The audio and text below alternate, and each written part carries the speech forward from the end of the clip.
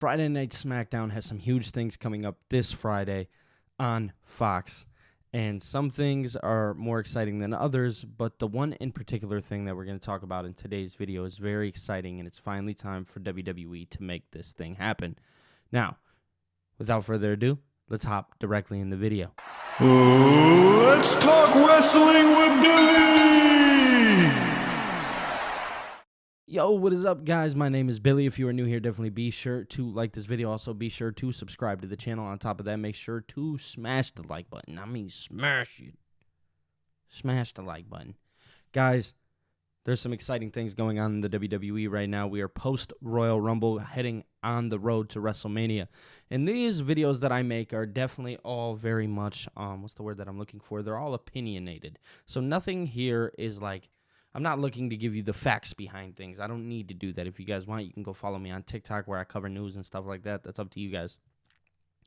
But here I give you my opinion.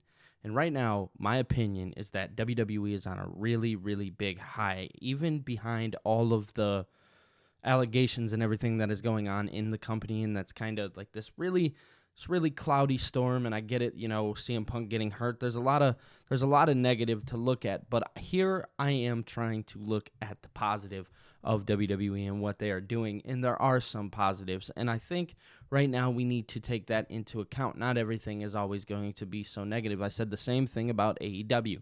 Not everything that they are doing is so negative over there, but also in the same light, WWE, not everything that they are doing is so negative.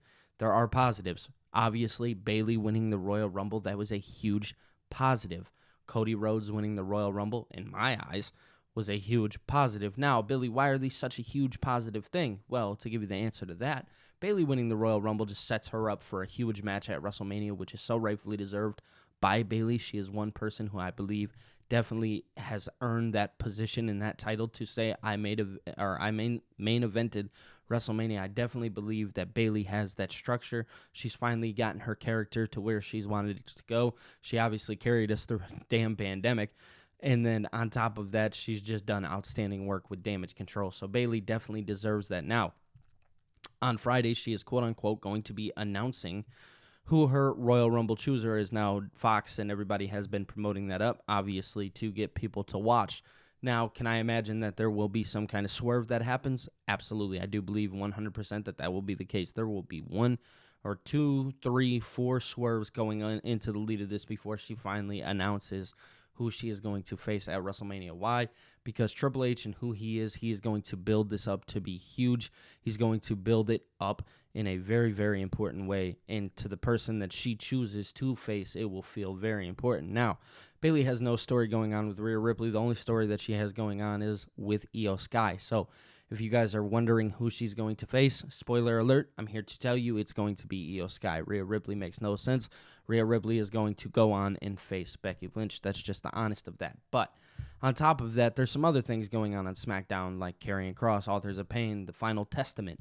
That group, I believe this week we'll start to see a very, very serious outlook on this group and who they are and what they are doing. Obviously, they have the stuff with the Street Profits going on, and I do believe that B-Fab, if she hasn't already, is going to be joining the group with Bobby Lashley, the Street Profits, because obviously they need to do some growing there. That way they can kind of equal out the playing field.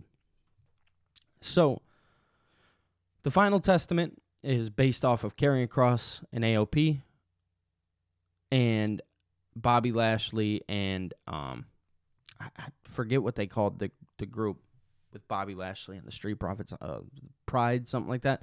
I can't remember off the top of my head, but WWE is doing all of that with Friday Night Smackdown. There's obviously the stuff with the LWO, Santos Escobar, and if you guys did not watch Monday Night Raw, there's a chance that Braun Breaker could be on SmackDown this upcoming Friday, the same way that we seen Andrade on Monday Night Raw. I did see on Twitter yesterday that NXT was kind of playing into that Braun Breaker so young he could do double duty. If he wanted to, yeah, absolutely, he can.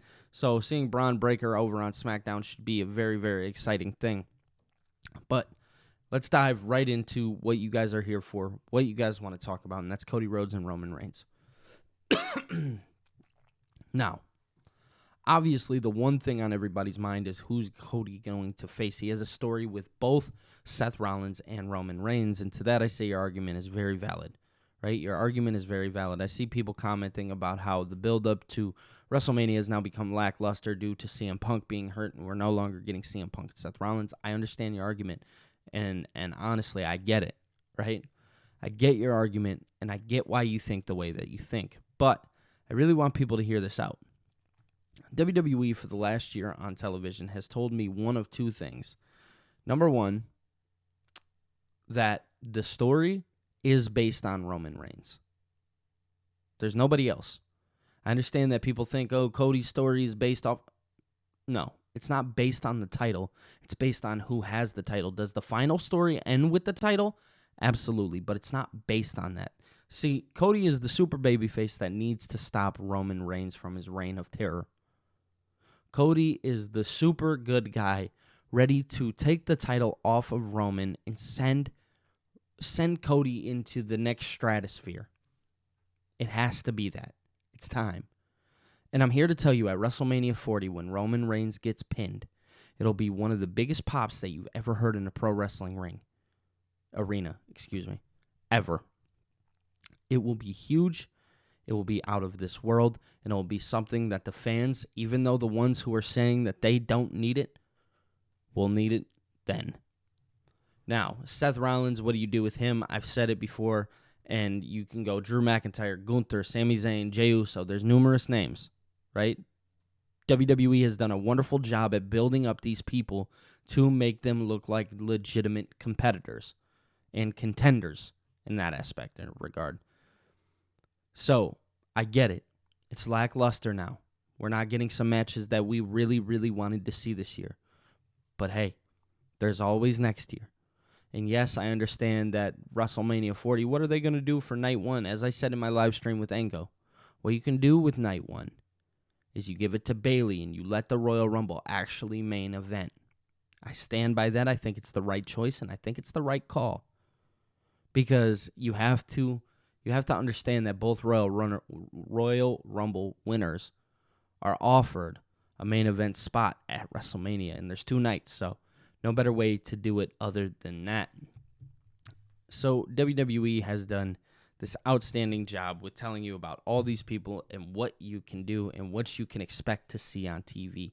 But understand this, Roman Reigns and Cody Rhodes must happen at WrestleMania 40, Night 2, and it must close out the show. It has to. It has to be the send home that everybody wants. Remember, last year, your send home was very disappointing, lackluster. Roman again, right? You remember that, because I remember how sad I was. I know the first night we had Kevin Owens and Sami Zayn taking on the Usos and winning those titles, but let's be real here. Nothing added up to the heartbreak of Cody Rhodes and Roman Reigns. It's the only thing that you remember. So WWE wants to fix that. They want you to remember something new, and they want you to remember how Roman Reigns lost to Cody Rhodes. So WWE, it's time. It's time to get the ball rolling. Let's tell this story. If Roman's not there, that's okay. That's okay. Cody tells a good story by himself. But I do believe that it's time for WWE to pull the trigger. And let's move this story forward, and let's get to WrestleMania 40. Guys, my name is Billy. If you're new here, definitely be sure to like this video. Also, be sure to subscribe to the channel. And when I said like a second ago, smash the like button. Just smash it, man. Eventually, guys, I'm going to be changing up the content here. We are going to go for some more intriguing style content. Obviously, I love talking to you guys about my opinions and stuff like that, but things need to change. I need to change. We need to grow. We're going to do that. We're going to do that. If you guys want, you can go follow me on TikTok. It's BillyTKO. It's the same thing as it is on YouTube. I cover like news stuff over there. It's simple. It's easy stuff. If you guys want, go ahead and follow me. But other than that, that is all I really got for you guys today. I appreciate you guys so much. You guys are so outstanding. I'll be talking to you guys later. Peace.